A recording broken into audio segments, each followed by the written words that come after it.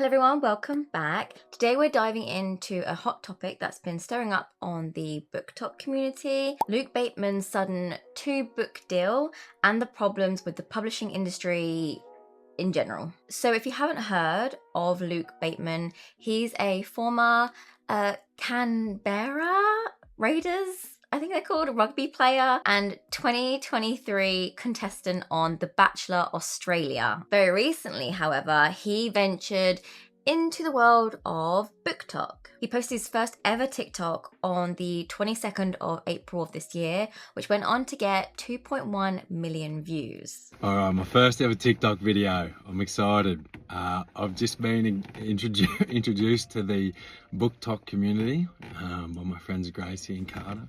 Shout out Gracie and Carter. Love books my entire life. Love fantasy. Fantasy is my main go-to. Love of all things fantasy. I've never really had anywhere to talk about it or share those things because obviously being a male in a lot of blue collar work and from the country, not a lot of emotional depth in the men around me, not many readers, but I'm super excited. I've got so many books from fantasy to self-development, everything that I just cannot wait to share. I cannot wait to speak to like-minded people about. I'm also looking forward to getting a lot of recommendations off of people in the community. After my brief venture into BookTok so far, I've come to realise that there's a lot of females here and you all love smut and spice. So I'm going to be, I think I might have to have a little delve into it myself and see what all the fuss is about. We'll see how we go with that. Anyway, looking forward to setting some great recommendations, talking to you all and getting some recommendations back myself.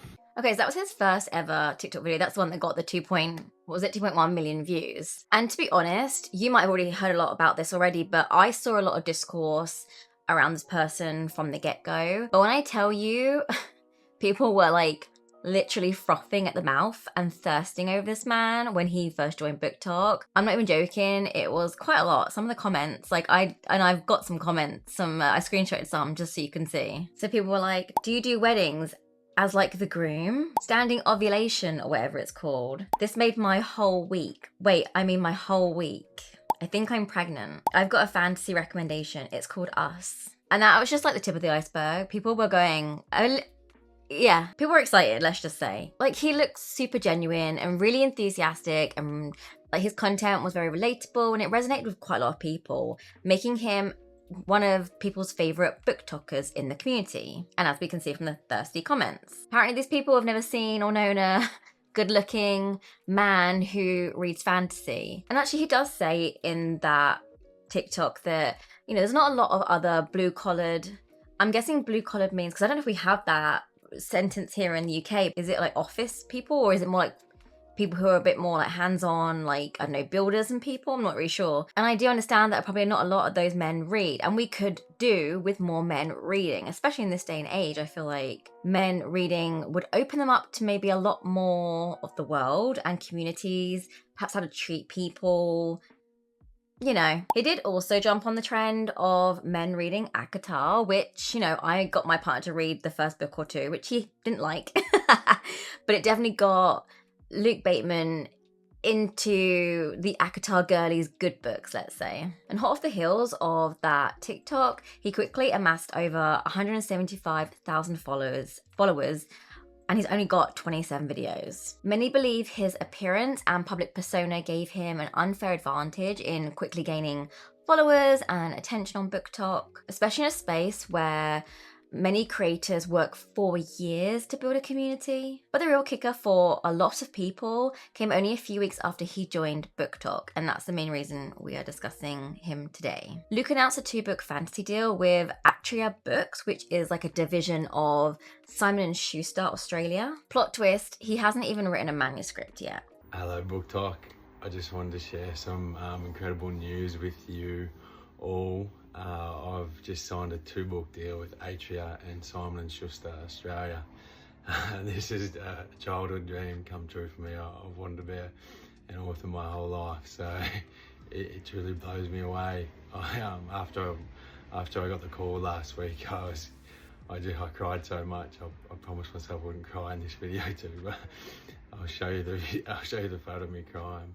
But yeah, it just blows me away. I want to thank you all so much for. I think it was obviously everybody on here resonating with me that gave me this opportunity. So it would have been impossible. All of you have helped me to fulfill my childhood dream. I have a photo of a younger version of myself on my lock screen, and every time I have a decision or do something, I look at my lock screen on my phone, I look at the little version of me and I say, like, this is for you, mate. So, and then last week when we did the book deal, I looked at my lock screen and I said, oh, we did a little buddy. So yeah, I just thank you all so much. I'm so excited. I can't wait to write this book. It's going to be a fantasy book, an epic fantasy book. And I can't wait to put my heart on the page for all of you. And I hope that I can write a book worthy of being called one. So yeah, thank you all, and watch this space because we got some epic fantasy coming your way. This rapid progression from like recent book talker to published author has sparked a mixture of admiration and skepticism. Many in the book talk community have expressed frustration, pointing out that numerous authors, especially those in marginalized communities from marginalized backgrounds, struggle for years to secure publishing deals, even with completed manuscripts. And this is part of a much larger conversation about how the publishing world continues to favor white men and women, often at the expense of marginalized voices. Looking at the Lee and Low Diversity Baseline Survey, it does show that more than 75% of publishing professionals are white, especially in senior roles like acquisitions, editors, like the decision makers, publicists, those kind of roles. I know we're talking about authors here,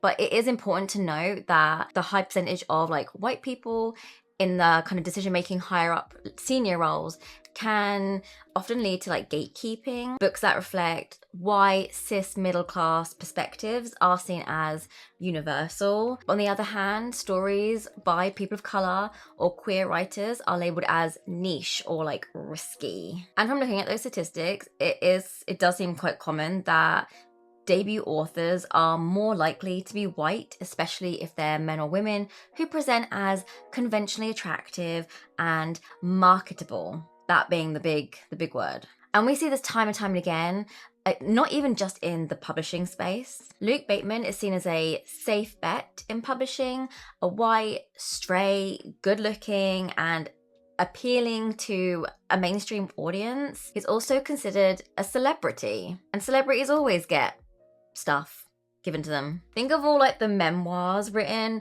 skincare lines, clothing line launches from celebrities, hair care lines. I'm looking at you, Blake Lively. Just because they're in the public eye and have an online presence doesn't mean that they should be handed these things. But of course they do. Danielle, who worked in the publishing industry, gives us some more insight into this. Are you mad about the Luke Bateman deal? Because that's nothing. I was working at a Big Five publisher when this guy got a deal. He got a $500,000 book deal because his wife was famous. You would not know this guy's name. You would know his wife's name. There was this very well-known writer who notoriously did not write their own books. So they would sell a book and the editor would rewrite every word of the manuscript. Person also got a $500,000 book deal. Just two of the worst ones off the top of my head. I know stories about people who got paid huge chunks of money for books they never actually ended up writing. I know stories about people who only got a book deal because they have a famous name. Not even famous people, just like they were a hit for 5 seconds. This is the way the industry is. It's always been like this. I'm not saying you should be happy about it. I'm just saying like this Luke Bateman thing does not surprise me. I really want to know who the book deal was for the guy who, because he has like a famous wife. I wonder who that was. Why doesn't that surprise me? Men capitalizing off the backs of their wives, women. It can often feel like publishers sign 1 or 2 authors of color just to like tick a diversity box, but still give most of their resources to white authors. Many writers from marginalized backgrounds receive smaller advances, minimal marketing support, and even delayed publishing dates, which is something Esme, the author of Gutter Witch, is all too familiar with. No reason in particular. Here's how long it took me to secure a 2-book deal in the fantasy genre.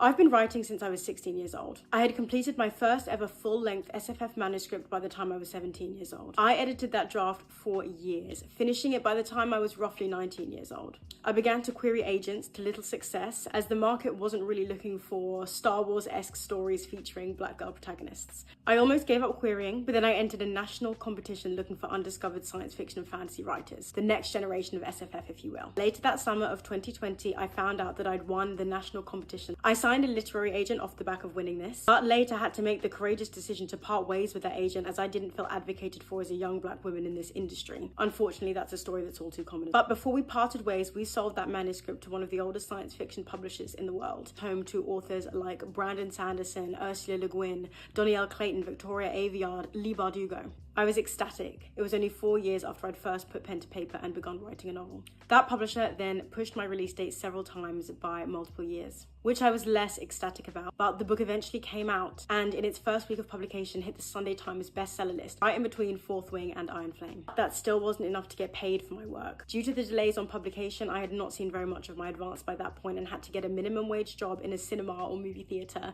to pay my bills while I pursued my dream of becoming an author. After publisher complications and errors meant that my second book was about to be pushed back by another 12 months, I knew that I had to make a check, and I'm not talking about a movie theatre check, I'm talking about a big book check. So I got back to work. Over one intense year, I completed another full-length manuscript. It was my third completed full-length manuscript and one of countless drafts. I signed with a new literary agent and we went on submission. Submission is a fraught process at the best of times, but I was very nervous considering my entire publication journey so far. My new manuscript, about a girl who wishes on a fallen star for power and ends up becoming one of the greatest witches of her age, sold for a high 6-figure sum on both sides of the Atlantic in a closely fought auction. It also sold in multiple territories around the world. That auction took place almost 8 years to the day after I first started writing, and that book, Gutter Witch, won't be published until March 2027, which will be over 10 years since I first picked up a pen and began writing science fiction and fantasy. Black women don't get handed stuff. We fight for it with everything we have, tooth and nail, and sometimes it's still not enough. 2027. The fuck? Also, that first book, the Star Wars-esque with like black girl protagonist, sounds really cool. I'd like to read that. That'd be wicked. But see, this was just one of many examples. Luke's sudden and very quick success, while he may be very earnest and well-meaning, it is seen by many as a textbook example of how the industry rewards white males with access, attention, and resources. You also have some highlighting the role of pretty privilege, which, trust me, is a thing. I know, it is a thing. Not that I would know, because... Side note, if you want to learn more about pretty privilege, James Welsh has a really good video about pretty privilege, so here you go. That's how I know about it. Publishing doesn't just have a representation problem, it has a power imbalance. Luke Bateman's rise isn't the problem, like, itself. It's just another mirror held up to a much bigger, longer standing issue. Of course, he was never going to be like, nah, you're right, keep your 2-book deal, I don't need it, like, give it to someone else. Of course that was never going to happen. Anyone and everyone who was given that deal was going to say yes. But something more internal in the industry has to change. Things like hiring diverse editors and executives, or investing in long-term careers for marginalized authors. Luke has addressed the criticism and acknowledges his privilege, and did express a desire to use his platform to support others in the community. I can wholeheartedly understand like how angry and resentful like these things would make people. I obviously have advantages that other people don't. How do I capitalize on those to help lift everyone up? Because I feel like, you know, dragging everyone down, dragging people down leaves everyone at the bottom. Whereas a rising tide lifts all ships. And if I can use my platform and my voice and my privilege and position in society to help uplift others, I said, like, that is what books are about. Like, there is no barrier of entry to reading and writing. Like, if you can pick up a book or pick up a pen, you can tell a story or you can read a story. Like, I have no idea what they've been through in their life, the challenges they've faced, or, you know, the discrimination, or anything that they've had in their lives. So for something to incite such a severe response in people, it's obviously like a very, very it's obviously something that's really, really close to their heart. It doesn't take anything away from me. Like, we can hold two truths at the same time.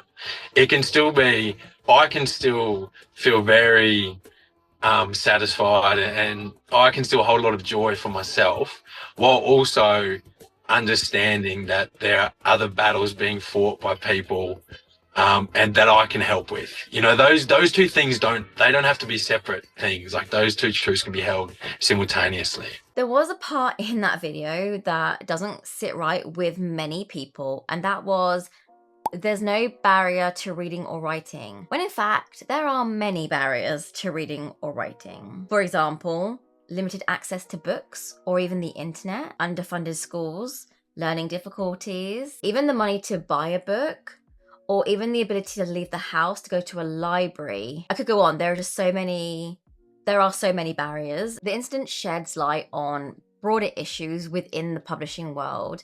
The emphasis on marketability and social media presence often overshadows talent and hard work. It's most definitely a call to action for the publishing industry to reflect and implement more equality, both behind the scenes and which authors are published. And Luke Bateman's story is a small part of a much larger issue in publishing. While his passion for reading is commendable, and I have seen in his comments other cis men feeling empowered to read more and discuss the books that they're reading, all of which can only do them more good than harm. Although he's not the first man to ever talk about fantasy or just reading books in general, there are many out there. As consumers, and especially as someone who is white, you don't want to be like tagged as a, what's the word? White savior. We can read, buy, tag, share the works of marginalized communities, perhaps even consider the people you're following on social media. Whatever way you choose to be a part of the change, it's essential to recognize and address the imbalance that most definitely exists. And it's not just in the publishing industry, unfortunately, it is in everything. Plus, there's now a whole lot of pressure on Luke to deliver. And if he doesn't deliver and make that money for the publishing industry, I wonder how quick they would be to drop him. But what are your thoughts on the situation? Let me know in the comments down below. Don't forget to like and subscribe, and I will see you all next week. Bye.